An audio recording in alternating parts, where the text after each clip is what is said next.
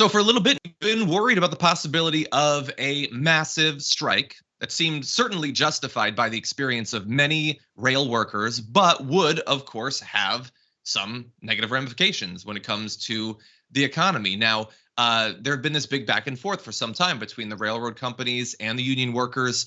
We've been talking about this on both TDR and the main show for some time now. Well, apparently, as of this morning, it's not going to happen, they say. So we're going to dive into the little bit of details we have right now and see what we think and where we think this might go. Apparently now there had been 20 hours of talks trying to head off the strike, which would have happened within just 24 hours of now. The White House has announced that it's not going to happen. There is, in fact, a tentative deal between freight rail operators and their unions. And so it is now going to go to the unions for a vote. Now, supposedly, they have some assurance that the unions and their membership are going to support it, although that could end up not to be the case, and things could change. So we will have to see. But the parties also agreed to a post-ratification cooling off period of several weeks to ensure that if a vote doesn't succeed, the rails keep running. So normally in a situation like this, you would expect that if they're saying we're going to strike by X date, and then supposedly they have a deal, and the deal falls through, and after that date, the strike would then happen. It would immediately go into effect. What they want to do is try to create this buffer period where if the vote does fail, there can be another round of negotiations, potentially averting a strike in the near future. But we're going to jump into the details of what the unions were able to get. But Nina, I know this is a story that is important to you. So what do you think about the fact that apparently we've averted that strike? Yeah, I'm glad that we did, John. A lot of pain, and people forget how inextricably we are linked to our sisters and brothers and family and friends who work in the rail industry. I mean, you talk about halting the economy, shutting down. We're already dealing with supply chain issues. This would have just exacerbated explosion, and so I'm really happy that they have come to some agreement, not particularly for the workers themselves, John, because that is, the things that they were talking about, no off days, one man crews or one, person crews not being paid what they deserve. I'm old enough to remember they are considered essential workers. Well, they should be treated like essential workers. And it really should have never come to this, that they got to beg and grovel at the feet of the big corporate, interests, the CEOs that make money hand over fist. And let me shout out Senator Bernard Sanders on this one too. He was giving it to him. He was taking it all the way to the hole on these people. And John, if I could, in a floor speech that he gave before this agreement, he pointed out that last year the rail industry spent over $18 billion to buy back stock, his own stock, for its stockholders. And then since 2010, the rail industry has spent $183 billion on stock buybacks and dividends. Now, that was in an earlier speech, and I know we may show something else from the senator, but thank God for people like Senator Sanders and the workers themselves, because that's key, who were willing to stand up and demand more. And this wave of union workers, John, standing up for better benefits, better wages, and better work conditions is taking hold in this country. And it is indeed a beautiful thing because it helps all workers, whether they're unionized or not. Yeah, and any victory like this is going to inspire workers, in other industries, and you can add it on to a list of, successful labor movements in places like, obviously Starbucks and a little bit in Amazon and John Deere, and the hits keep coming, and you love to see it.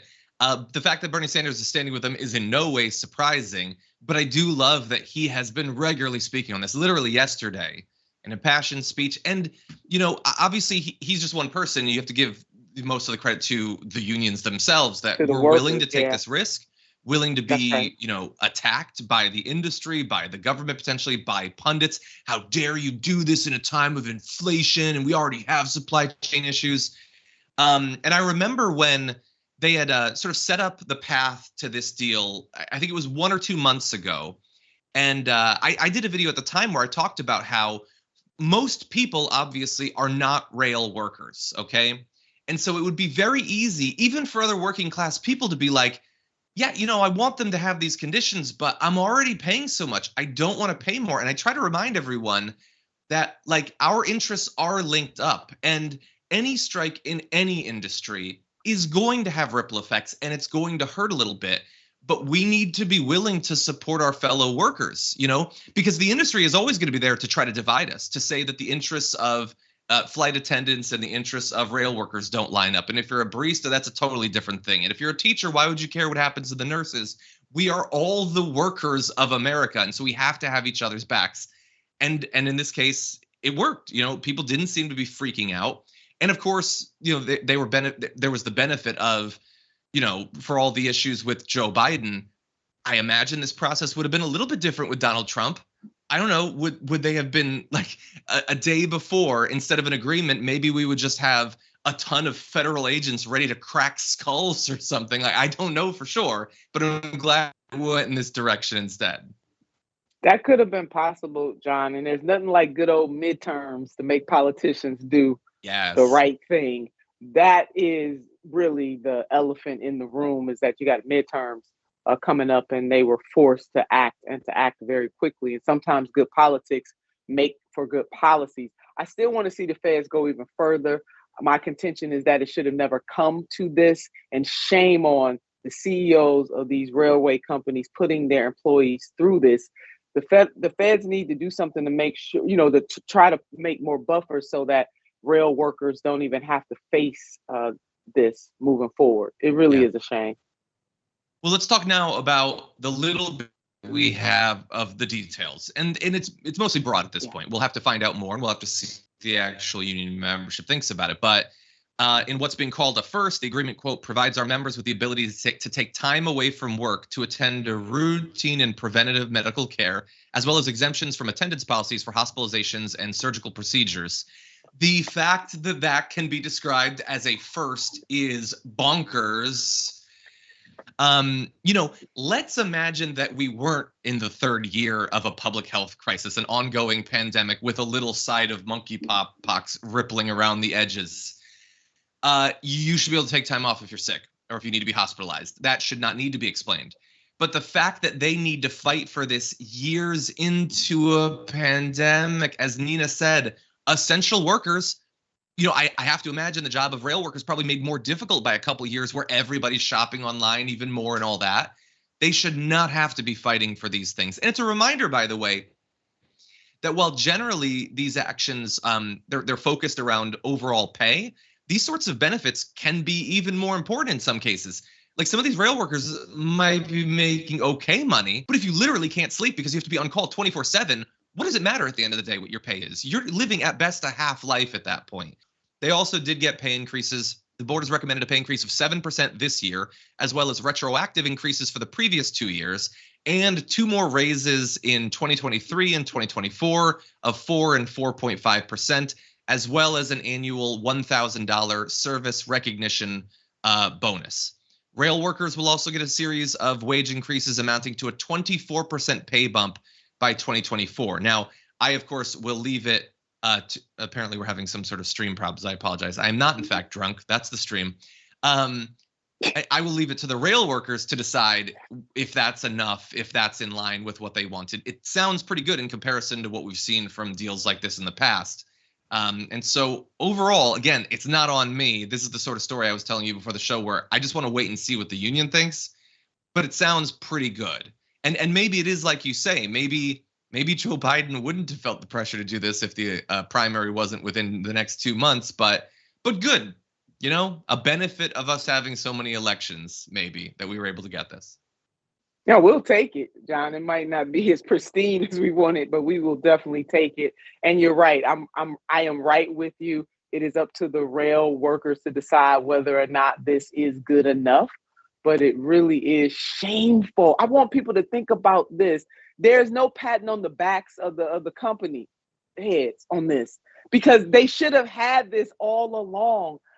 What kind of civilized society do you have where people can't take sick time without being penalized? They didn't even talk about paid sick leave, John, which we should have paid sick leave in this country. We are a hegemonic nation, and it is cruel and unusual punishment at this point for any worker not to have paid sick leave, to have paid family leave. Life happens to everybody. It really is a damn shame, John. I know that's as harsh as I can go on this show, but I want people to understand what they were fighting for what they are fighting for is what the hell they deserve.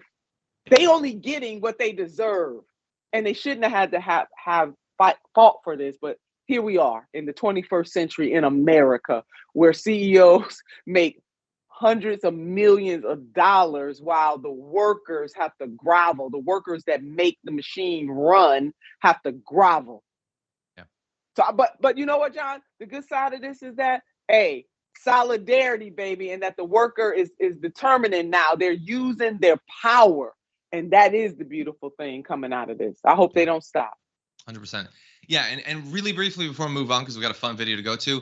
Again, if I could just return to Bernie Sanders, like, so Bernie should have been the nominee in 2016. He should have been the nominee in 2020, especially. Yes. But look at, like, so he wasn't, and look at how he spent his time since then. Like, this is exactly, like, think, obviously Hillary Clinton is not like a serving senator, but she went off and she's doing her speeches and she's like in the woods or whatever. Trump lost re-election. What is he doing for conservatives? He was golfing. He was golfing his entire presidency, and stealing documents. Bernie is doing exactly what you would want. A person who said, I'm going to do these things if I'm president.